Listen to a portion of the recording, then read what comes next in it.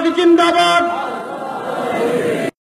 সম্মানিত উপস্থিতি, ইতিমধ্যেই আমাদের সভা মঞ্চে এসে উপস্থিত হয়েছেন বিশ্ব নন্দিত মুফাসসিরে কুরআন, মুনাজিরে আযম হযরতুল আল্লাম হযরত মাওলানা নুরুল ইসলাম সাহেব অলিপুরি। হযরত মাওলানা নুরুল ইসলাম সাহেব অলিপুরি আমাদের সভা মঞ্চে এসে উপস্থিত হয়েছেন। আমরা একটি নারায়ে তাকবীর দেই। নারায়ে তাকবীর, নারায়ে তাকবীর। আল্লামা অলিপুরি জিন্দাবাদ জিন্দাবাদ।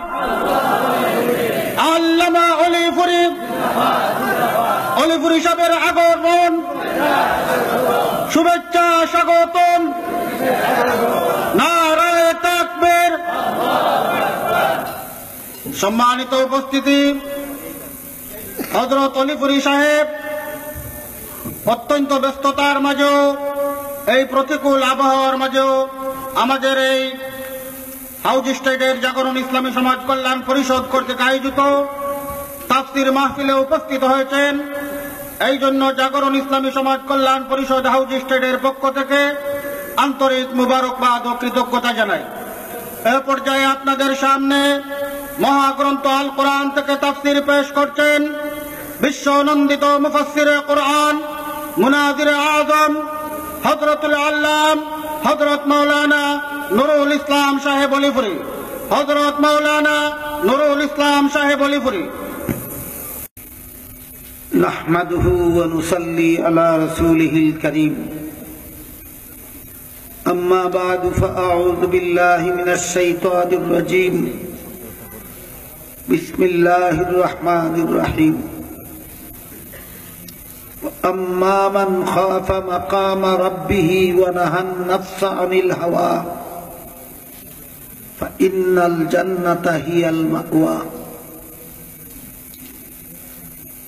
وقال رسول الله صلى الله عليه وسلم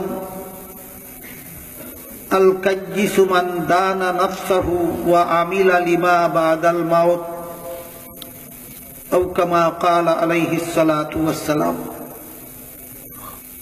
শ্রদ্ধেয় সভাপতি, হযরত উলামায়ে কেরাম, সম্মানিত সুধী সমাজ, আমি আশা করি আপনারা বিভিন্ন সময়ে বিভিন্ন সমাবেশে শুনে থাকবেন মানুষ সৃষ্টির শ্রেষ্ঠ। আমরা অনেক সময় কথাটা অনেকে বলেও থাকি, অনেক সময় শুনেও থাকি, মানুষ সৃষ্টির শ্রেষ্ঠ। কিন্তু সব মানুষ সৃষ্টির শ্রেষ্ঠ না কিছু মানুষ? কতদিনের জন্য সৃষ্টির শ্রেষ্ঠ? কিছু কালের জন্য না চিরকালের জন্য? এবং শ্রেষ্ঠত্বের কারণ কি?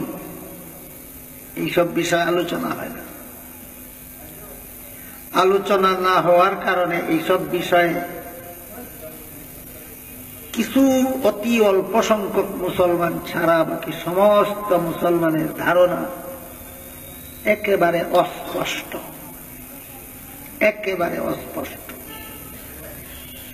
কিছু সংখ্যক মুসলমান ছাড়া আর বাকিদের ধারণাই নাই যে সব মানুষ সৃষ্টির শ্রেষ্ঠ না কিছু মানুষ সৃষ্টির শ্রেষ্ঠ, কিছুদিনের জন্য সৃষ্টির শ্রেষ্ঠ না চিরকালের জন্য সৃষ্টির শ্রেষ্ঠ, এবং সেই শ্রেষ্ঠত্বের কারণ কি?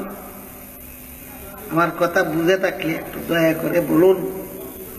এইসব প্রশ্নের জবাবে সমস্ত মুসলমানের ধারণা সুস্পষ্ট না অধিকাংশেরই অস্পষ্ট?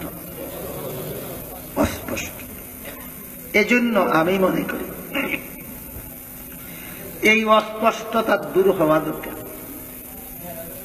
সমস্ত মুসলমানদের এই ব্যাপারে সুস্পষ্ট ধারণা থাকা দরকার, যেন এর আলোকে আমরা আমাদের জীবনকে শ্রেষ্ঠত্বের মর্যাদার অধিকারী হওয়ার রূপরেখায় গড়ে তুলতে পারি। তাই প্রথমে আমরা বোঝার চেষ্টা করি যে আল্লাহ পাক রব্বুল আলামিন যে মানুষকে সৃষ্টির শ্রেষ্ঠ মর্যাদা দিলেন, কি কারণে দিলেন, কারণটা কি? এমর্মে আল্লাহ পবিত্র কোরআনের এক সূরায় কতগুলি শপথ করে বলেন, ওয়াত-তিনি ওয়াজ-যাইতুনি ওয়া তুরি সিনিন ওয়া হাযাল বালাদিল আমিন লাকাদ খালাকনাল ইনসানা ফি আহসানি তাকওয়িম। এখানে আল্লাহ দুটি স্থানের শপথ করে এবং দুটি ফলের শপথ করে বলেন, লাকাদ খালাকনাল ইনসানা ফি আহসানি তাকওয়িম, মানুষকে আমি এই সৃষ্ট জগতের মধ্যে সবচেয়ে সুন্দর কাঠামো দিয়ে সৃষ্টি করেছে। মানুষের শারীরিক গঠন আল্লাহর সৃষ্ট জগতের সমস্ত জন্তু এবং বস্তু থেকে সুন্দর, সবচেয়ে বেশি সুন্দর কাঠামো দিয়ে আমি মানুষ সৃষ্টি করেছি। কাজেই শ্রেষ্ঠত্বের একটা কারণ পাওয়া গেল যে সৌন্দর্যের দিক থেকে, গঠনের সৌন্দর্যের দিক থেকে আমরা আল্লাহর গোটা সৃষ্ট জগতের সবচেয়ে শ্রেষ্ঠ। কোন দিক থেকে? সৌন্দর্যের দিক থেকে। রূপের সৌন্দর্য নয়, গঠনের সৌন্দর্য। এত সুন্দর গঠন দিয়া আল্লাহ জগতে আর কিছু সৃষ্টি করে।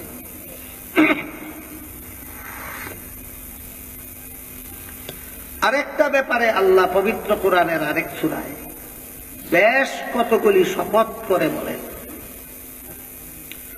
ওয়াশ-শামসি ওয়া দুহাহা ওয়াল কামারি ইযা তালাহা ওয়ান নাহারি ইযা জাল্লাহা ওয়াল লাইলি ইযা ইয়াগশাহা ওয়াস সামাই ওয়া মা বানাহা ওয়াল আরদি ওয়া মা তাহাহা ওয়া নাফসিন ওয়া মা সাওয়াহা ফাআলহামাহা ফুজুরাহা ওয়া তাকওয়াহা। এখানে আল্লাহ বলেন, আমি সূর্যের শপথ করে বলছি,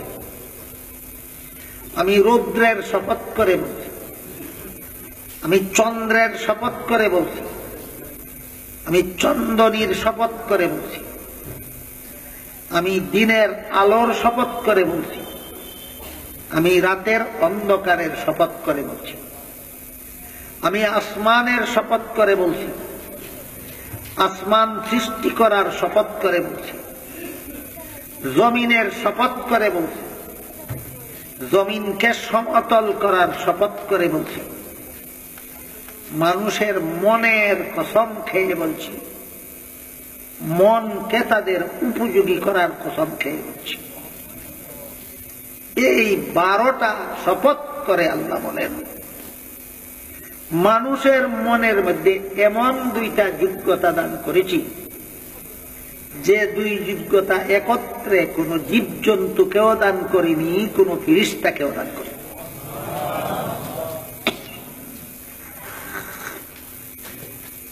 তাহলে মানুষের শ্রেষ্ঠত্বের 2 নম্বর কারণ যোগ্যতা, 1 নম্বর কারণ সৌন্দর্য, 2 নম্বর কারণ যোগ্যতা। যোগ্যতা 2টা কি কি? একটা যোগ্যতা আল্লাহ জীবজন্তুকেও দান করেছেন, দ্বিতীয়টা নয়। দ্বিতীয় যোগ্যতাটা আল্লাহ ফেরেশতাদেরকেও দান করেছেন, জানোয়ার কেন, মানুষকে প্রথম যোগ্যতাটাও দান করেছেন, দ্বিতীয় যোগ্যতাটাও দান করেছেন। এমন 2টা যোগ্যতা আছে যে 2টার একটা দান করেছেন জীবজন্তুকে আর একটা দান করেছেন ফেরেশতাকে, আর উভয়টা দান করেছেন মানুষকে। তাহলে যোগ্যতার বিচার ও মানুষ সৃষ্টির শ্রেষ্ঠ। যোগ্যতা 2টা কি কি? আল্লাহর বিধানে যত কাজে গুনাহ, যত গুনাহের কাজ আছে, প্রত্যেকটা গুনার কাজের দুইটা করে ফলাফল আছে। একটা হলো গুনার কাজের মজা, আর একটা হলো গুনার কাজের সাজা। বুঝে থাকলে বলুন তো, গুনার কাজের ফলাফল কতটা? একটা মজা, একটা সাজা। গুনার কাজের মজাটা জীবজন্তুরাও বুঝে, কিন্তু সাজা বুঝে না। এই জন্য গুনার কাজ জীবজন্তুরাও করে, এ কারণে কোন জন্তু জাহান্নামে যাবে না।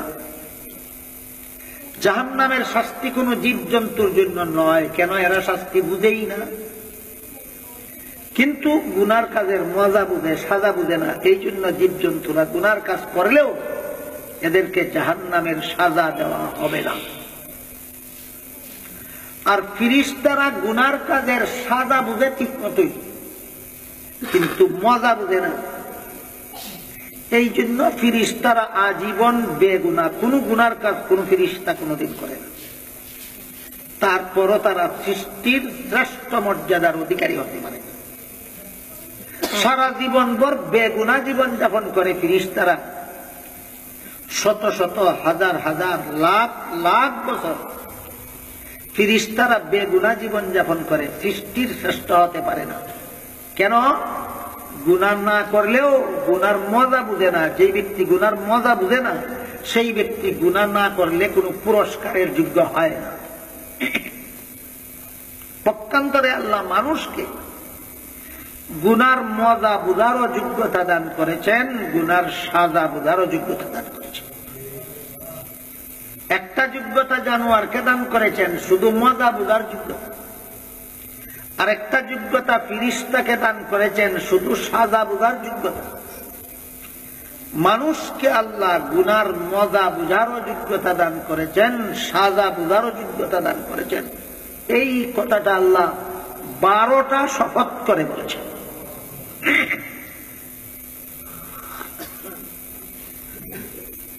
কেন? এখানে হবে মানুষের পরীক্ষা।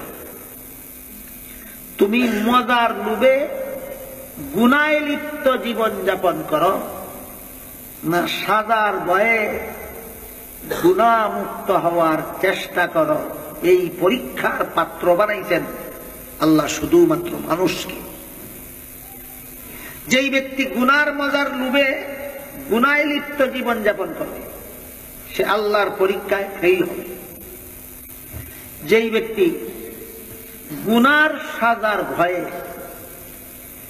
গুনাহমুক্ত হয়ে যাবে, যথারীতি তওবা করে গুনাহ ছেড়ে দেবে, তাকে আল্লাহ ফিরিস্তার চেয়েও শ্রেষ্ঠ মর্যাদা দান করে।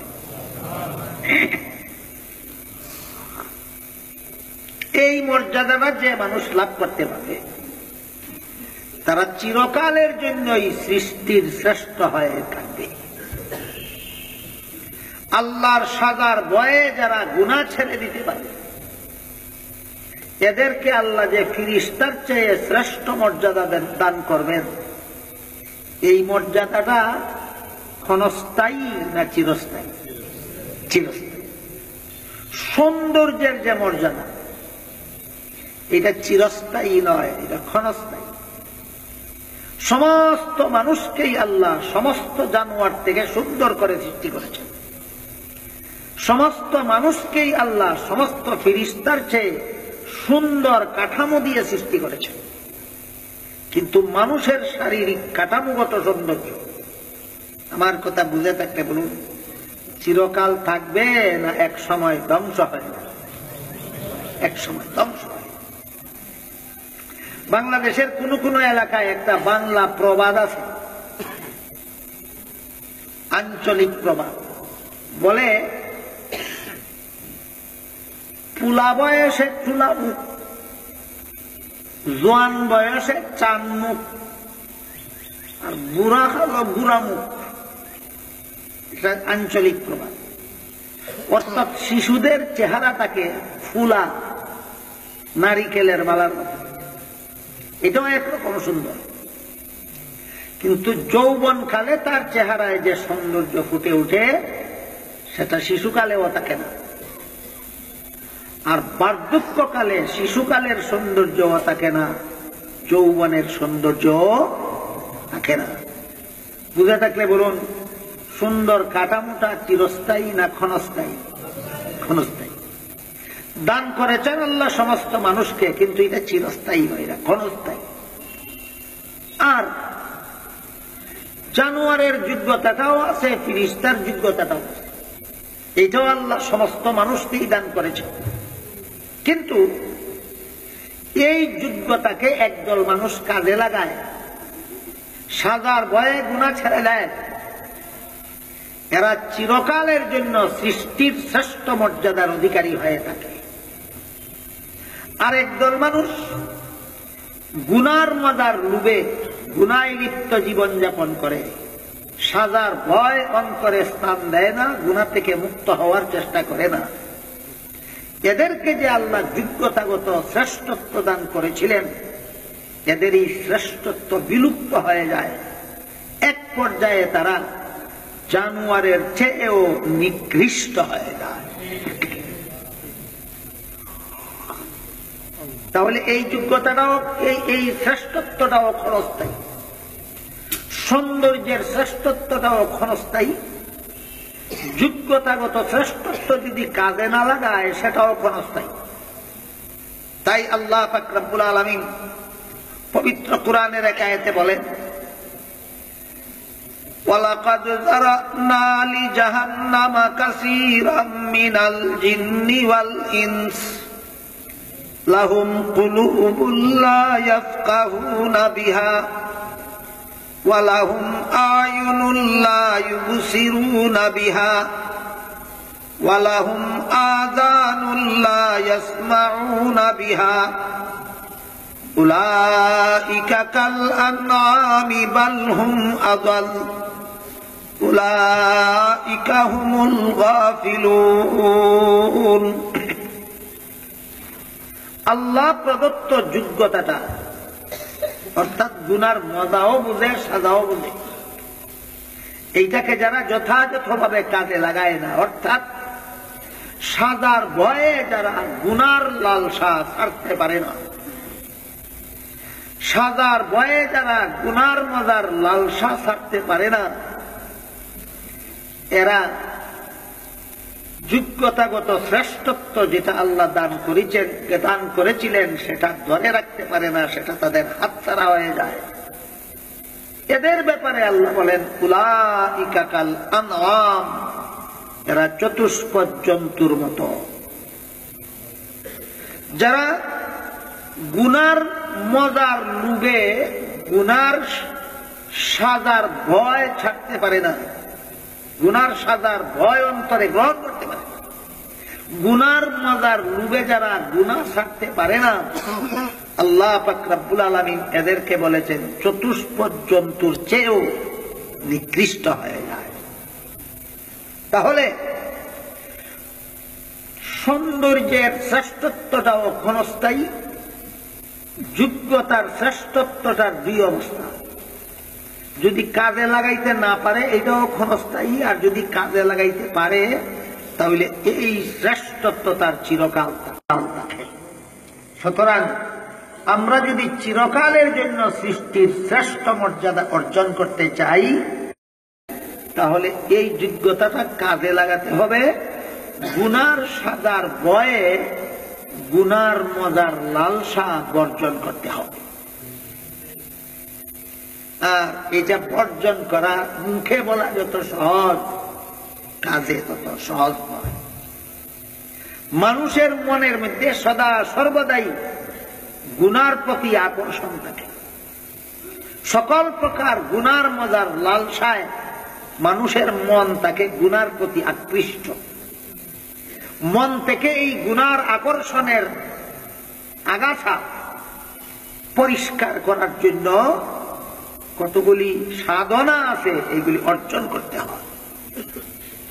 আর সওয়াবের কাজ করার মতো ধৈর্য শক্তি এর জন্য কতগুলি সাধনা আছে অন্তরে অর্জন করতে হয়। কথাটা সহজে বোঝাবার জন্য আপনাদেরকে একটা উদাহরণ দিচ্ছি। কৃষকের ক্ষেতের মধ্যে কৃষক যদি ফসল ফলাতে চায়, ক্ষেত ফেলে রেখলেই ফসল ফলে না চেষ্টা সাধনা করে ফলাতে হয়? যদি কৃষক তার ক্ষেতে কোন রকমের চাষাবাদ করে না, চেষ্টা সাধনা করে না, আগাছা এমনিই ফলে। আগাছাও ফলাতে হয় না, এমনিই ফলে। ঠিক কৃষকের ক্ষেতের মতো মানুষের মন। সওয়াবের কাজ করার জন্য মনকে প্রস্তুত করতে হবে, মেহনত করতে হয় মনকে নিয়ে। তখন মন সওয়াবের কাজের জন্য প্রস্তুত। গুনার আগাছা, গুনার মজার লালসা মন থেকে ছাড়াবার জন্য, মনের এই আগাছা পরিষ্কার করার জন্য কিছু মেহনত করতে হবে। এই জন্য তরিকতপন্থীগণ লেখেন 10টা সুস্বভাব আছে, সাধনার মাধ্যমে মনে অর্জন করতে হবে। আর 10 রকমের কুস্বভাব আছে, এগুলি মনে স্বাভাবিকভাবেই জন্ম হয়, এগুলিকে মেহনত করে পরিষ্কার করতে হয়। তখন একটা মানুষ গুনার আকর্ষণ থেকে মনকে পবিত্র করতে পারে এবং সওয়াবের কাজে নিজেকে লিপ্ত করতে পারে। 10টা সুস্বভাব অন্তরে অর্জন করতে পারবে এমনিতেই না সাধনার মাধ্যমে। 10টা কুস্বভাব মন থেকে উৎখাত করতে পারে অটোমেটিকলি না পরিশ্রম করে? পরিশ্রম করে। 10টা সুস্বভাব আছে, মেহনত করে অন্তরে অর্জন করতে হয়। আর 10টা কুস্বভাব আছে, মেহনত করে মন থেকে পরিষ্কার করতে হয়। এই 10টা সুস্বভাবের একটা সুস্বভাবের উদাহরণ দিচ্ছি, আর একটা কুস্বভাবের উদাহরণ দিচ্ছি। মুফাসসিরিনে কেরাম লেখেন, তুমি একা একা নিরিবিলি নিরপেক্ষ চিন্তা দ্বারায় তোমার মনকে জিজ্ঞেস করো যে তোমার মধ্যে কোন রকমের গুণ আছে কিনা। মন যদি সচেতন হয়, অবশ্যই মন থেকে জবাব আসবে, আমার মধ্যে অনেকগুলি গুণ আছে। আমি মুখে কথা বলতে পারি, সেটাও আমার একটা গুণ। আমি চোখে দেখতে পারি, সেটাও আমার একটা গুণ। আমি কানে শুনতে পারি, সেটাও আমার একটা গুণ। আমি হাতে ধরতে পারি, সেটাও আমার একটা গুণ। পায়ে চলতে পারি, সেটাও আমার একটা গুণ। আর এলেম কালাম বিদ্যা বুদ্ধি তো আছে। বুঝে দেখলে বলুন, মনকে যদি জিজ্ঞাসা করি তোমার মধ্যে কোনো গুণ আছে কিনা, কি জবাব আসবে? অনেকগুলি গুণ আছে।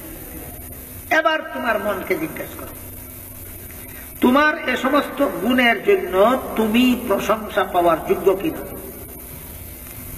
মন যদি বলে আমার গুণগুলির জন্য আমি প্রশংসা পাওয়ার যোগ্য, মনের এই ভাবনাটার নাম, মনের এই চেতনাটার নাম, মনের এই চিন্তাধারাটার নাম অহংকার। এটা মনের ক্ষেতের একটা আগাছা। আমার প্রশংসা, আমার গুণের জন্য আমি প্রশংসা পাওয়ার যোগ্য, এই মনোভাব মন নামক ক্ষেতের একটা আগাছা। তাইলে এই আগাছা মুক্ত মন কেমনে হবে? মন থেকে যদি জবাব আসে আমার দেখার গুণের জন্য আমি প্রশংসা পাওয়ার যোগ্য নই, যিনি দান করেছেন গুণটা তিনি প্রশংসা পাওয়ার যোগ্য।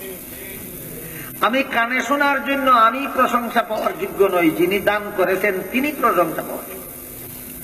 আমার কথাবার্তা, চালচলন, এলেম কালাম, বিদ্যা বুদ্ধি, রূপ গুণ, ধন সম্পদ, শক্তি সবকিছু যিনি দান করেছেন তিনি প্রশংসা পাওয়ার যোগ্য। আমি একটার জন্য প্রশংসা পাওয়ার যোগ্য নই। এটা হইল মনের ক্ষেতের একটা ফসল, এটা একটা সুস্বভাব, এর নাম হইল শুকুর। মনের ক্ষেতের এই ফসলটার নাম, এই সুস্বভাবটার নাম শুকুর। এইরকম 10টা ফসল মনের ক্ষেতে ফলাইতে হয় মেহনতের উত্তর। 10টা আগাছা মনের ক্ষেত থেকে পরিষ্কার করতে হয় সাধনার মাধ্যমে। সুস্বভাবগুলির একটা সুস্বভাবের নাম শুকুর, আর কুস্বভাবগুলির একটা কুস্বভাবের নাম অহংকার। এই অহংকারের 4টা স্তর আছে। তরিকতের ভাষায় প্রথম স্তরের অহংকারকে বলা হয় উজব, দ্বিতীয় স্তরের অহংকারের নাম কিবির, তৃতীয় স্তরের অহংকারের নাম তাকাব্বুর, চতুর্থ স্তরের অহংকারের নাম ইস্তেকবার। কিন্তু আমাদের সমাজে ব্যাপকভাবে তরিকতের কোনো চর্চা নেই। এই কারণে তরিকতের ভাষায় বললে অধিকাংশরা বুঝবেন না। অবশ্য আমাদের সমাজে তরিকত ফেডারেশনের নামে সংগঠন আছে। তরিকতের মেহনত আছে না তরিকত ফেডারেশন আছে?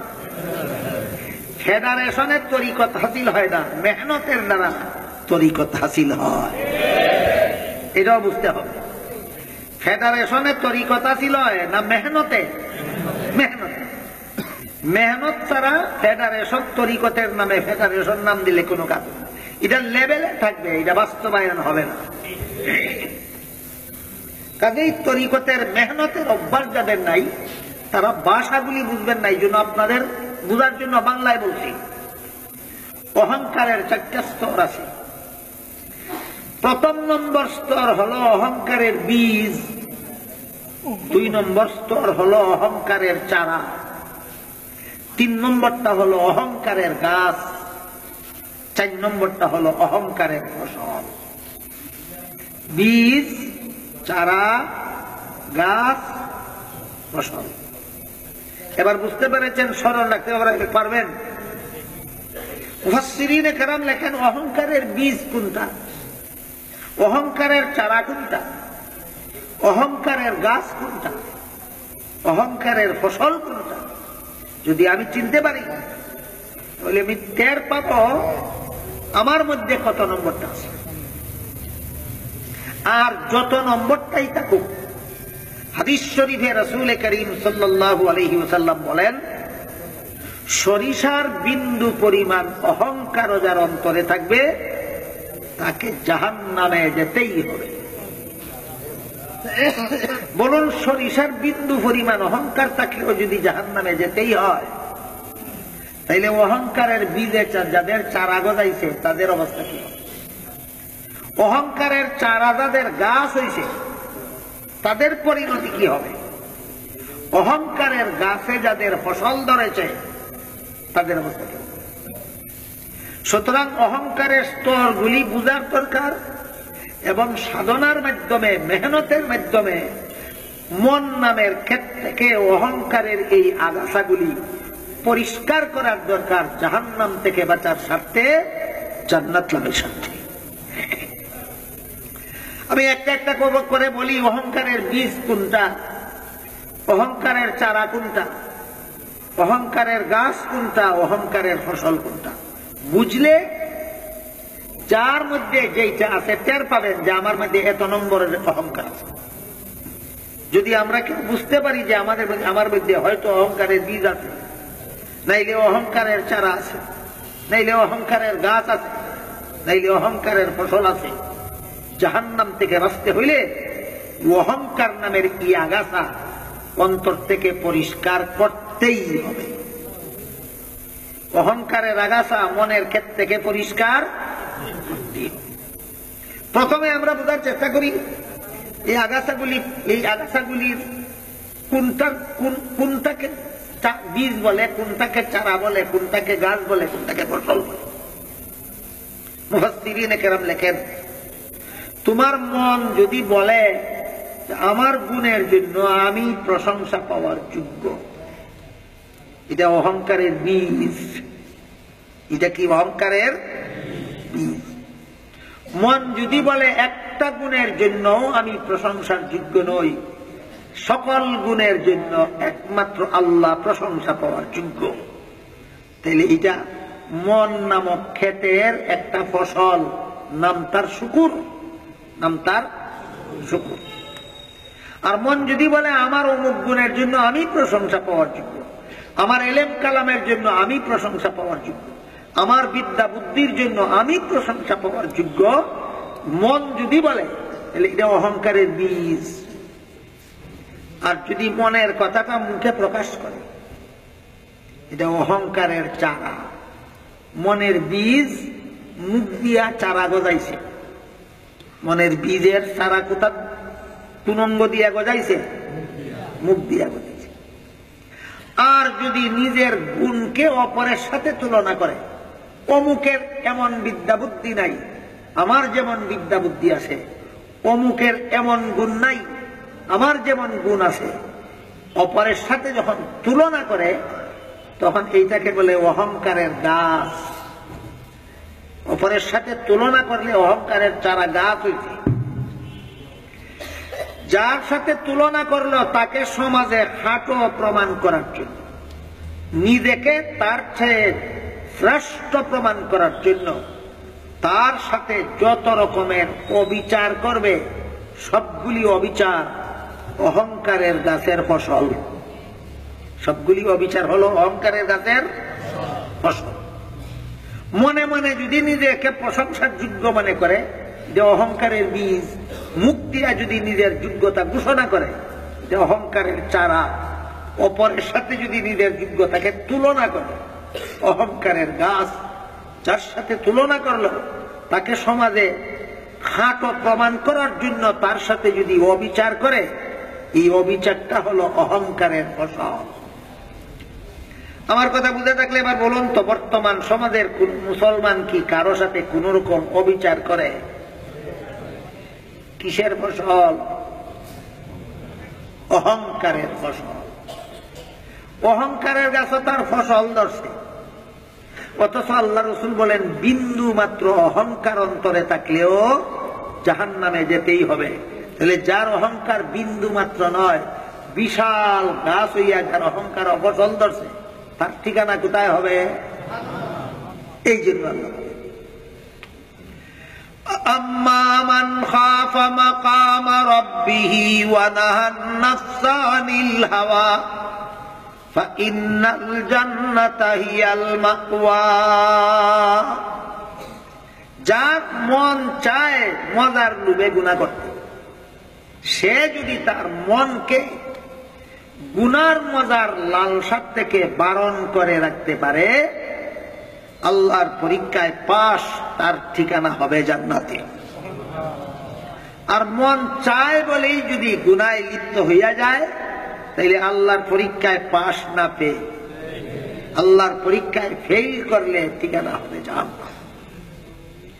বুঝে থাকলে বলুন তো, আমার কথা বুঝে থাকলে আমরা প্রত্যেকেই টের পাওয়ার কথা কিনা যে আমার মধ্যে অহংকার আছে কি নাই, থাকলে কত নম্বরটা আছে টের পাওয়ার কথা কিনা। একজনের তার একজনের টের নাও হইতে পারে, কাজেই লজ্জার কোনো কারণ নাই। নিজেরটা তো নিজে টের পাওয়ার কথা। তা আমারটা যদি আমি টের ভাইয়া থেকে, আপনার কাছে তো লজ্জা পাওয়ার কিছু নাই। আপনি তো টের পাননি আমার মনের কথা, কিন্তু আমি তো আমার মনের কথাটা টের পাওয়ার কথা।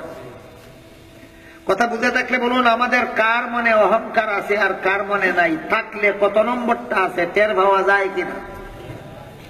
যদি থাকে আমার মনে অহংকারের কোন স্তর, তাইলে আল্লাহ রসুল কি বলছেন? ঠিকানা জান্নাতে হওয়ার কথা না জাহান্নামে। বাঁচার উপায়, ক্ষেতের আগাছা যেভাবে মেহনত করে সাফ করতে হয়, এই কুস্বভাবগুলিও অহংকারের মতো আরো 9টা কুস্বভাব আছে। এই কুস্বভাবগুলিও মেহনত করে পরিষ্কার করতে হয়। আর এর মেহনত শিখতে হয় কামিল ফিরদের কাছে। মেহনত শিখতে হয় কোথায়? কামিল ফিরদের কাছে। আমাদের বর্তমান সমাজে নূতন একটা চরমপন্থী দলের আবির্ভাব হয়েছে। এরা বলে পীর মুরিদি বেদাত। এরা কি বলে? পীর মুরিদি বেদাত।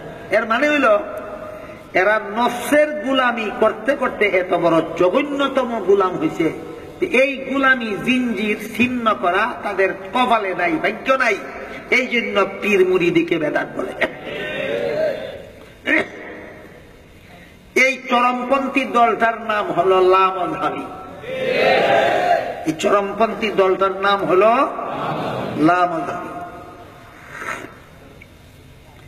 লামাযাবিরা কত বড় জঘন্য, এর একটা মাত্র উদাহরণ দিচ্ছি শুনুন। এরা এক বই লিখেছে, বিরাট বড় বই। বইয়ের আগাগোড়া বিষয়বস্তু হল লা ইলাহা ইল্লাল্লাহু মুহাম্মাদুর রাসূলুল্লাহ। এটা ইসলামী কলেমা নয়, এটা শিরকি কলেমা। এই কলেমা যারা বিশ্বাস করে এরা সবাই মুশরিক। মামুলি খারাপ দল না জঘন্যতম খারাপ? জঘন্যতম খারাপ। এরা বলে পীর মুরিদি বেদাত, আর কলেমায়ে তয়্যিবা শিরিক।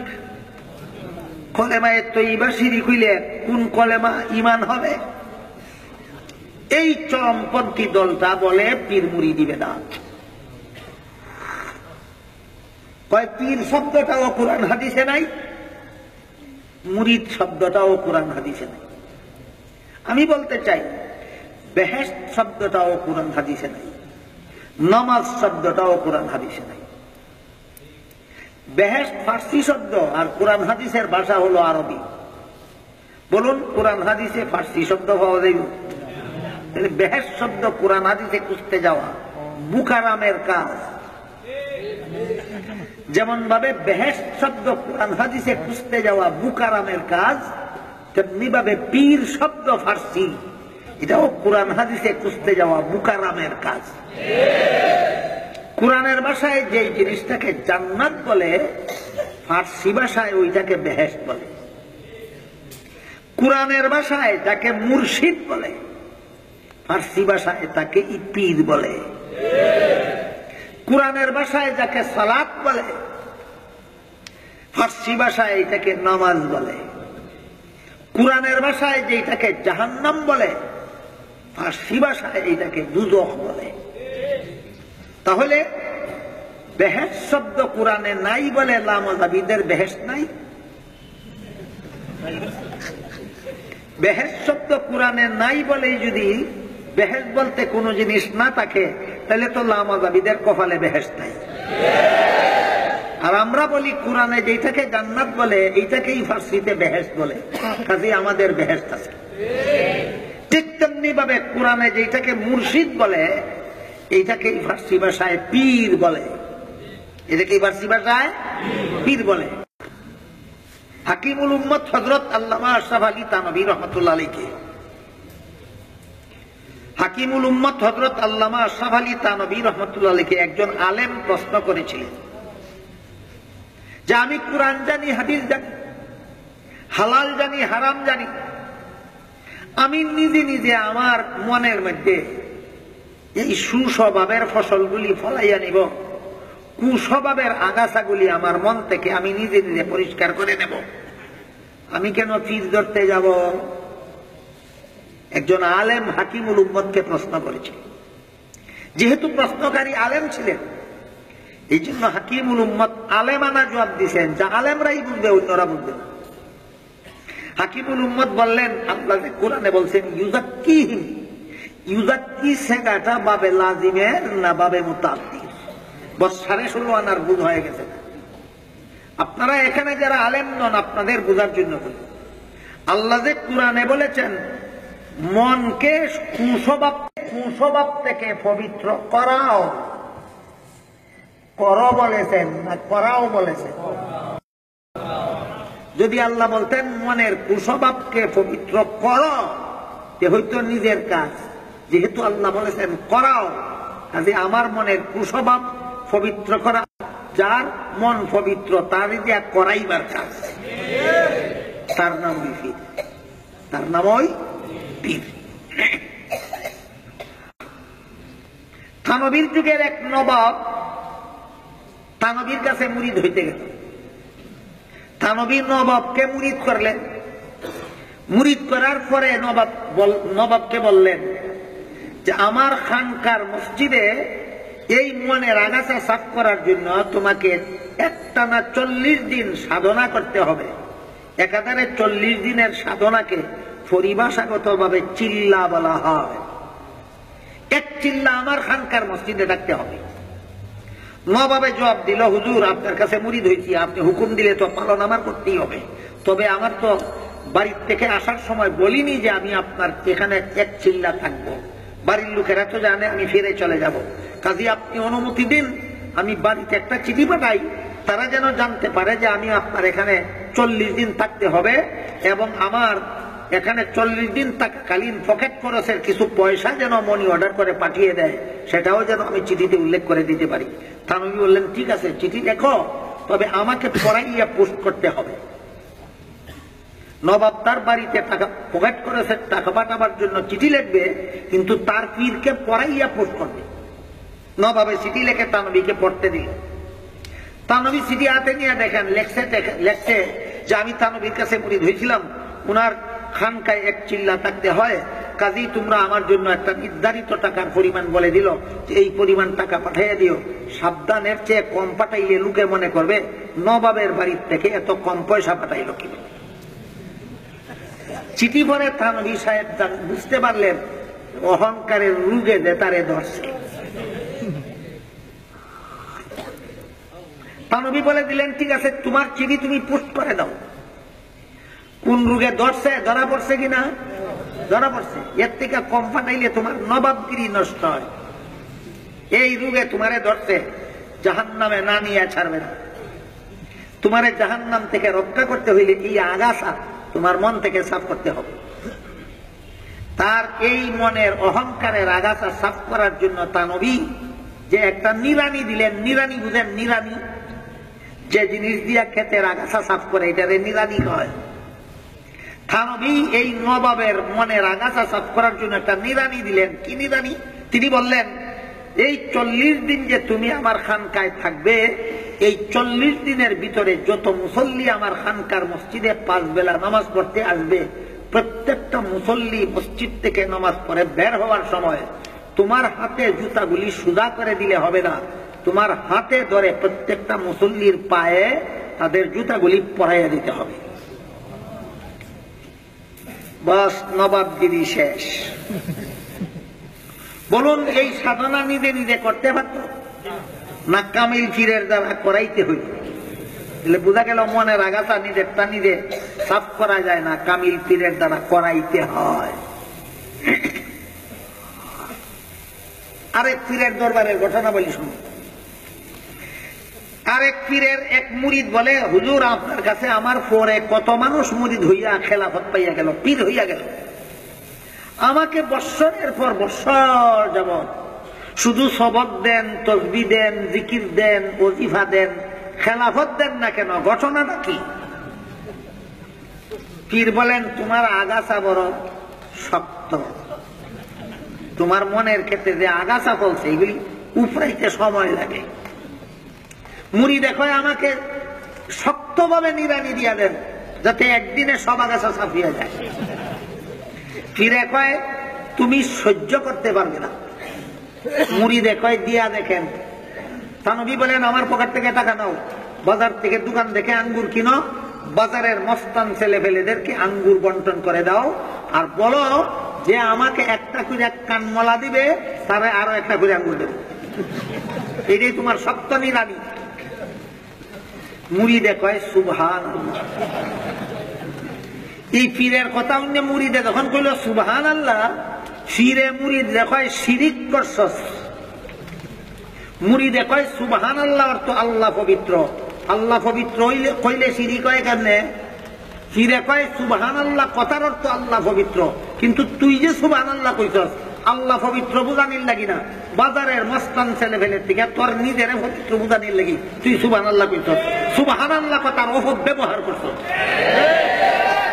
বলেন, এই সমস্ত রূপ ধরা পড়ে নিজের কাছে না কামিল পীরের কাছে? এই জন্য কামিল পীরের কাছে মুরিদ হইয়াই নিজের মনের ক্ষেতের আগাছা সাফ করতে হবে, মনের মধ্যে সওয়াবের কাজ করার আগ্রহ সৃষ্টি করতে হবে। তাই আল্লাহ বলেন, ওয়া আম্মা মান খাফা মাকাম রাব্বিহি ওয়া নাহান নাফসা আনিল হাওয়া ফাইন্নাল জান্নাতা হিয়াল মাওয়া। মনের কুপ্রবৃত্তি থেকে যারা নিবৃত্ত হতে পারলো তাদের ঠিকানা হবে জান্নাতে। হাদিস শরীফে রাসূল বলেন, যেই ব্যক্তি নিজের মনকে কন্ট্রোল করতে পারলো আর আখিরাতের জন্য পুরস্কার পাওয়ার জন্য নেক আমল করলো, সেই ব্যক্তি বুদ্ধিমান। আল্লাহ আপনাদের আমাদের সবাইকে এই মনের ক্ষেতের আগাছা সাফ করিয়া মনের মধ্যে সোয়াবের ফসল ফলানির তৌফিক দান করুন। সবাই বলুন আমিন। সুবহান রাব্বিকা রাব্বিল ইজ্জাতি আম্মা ইয়াসিফুন ওয়া সালামুন আলাল মুরসালিন ওয়ালহামদুলিল্লাহি রাব্বিল আলামিন।